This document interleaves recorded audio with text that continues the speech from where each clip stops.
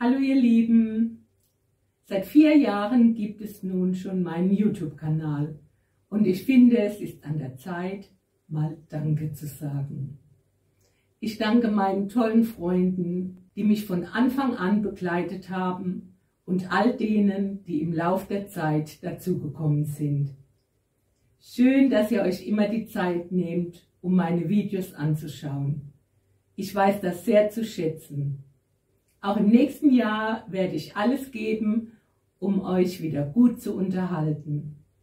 Bis dahin wünsche ich euch frohe, gesegnete Weihnachten. Bleibt oder werdet gesund, eure Ulrike.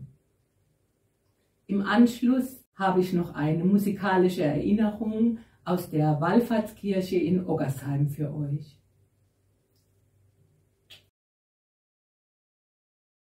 Steh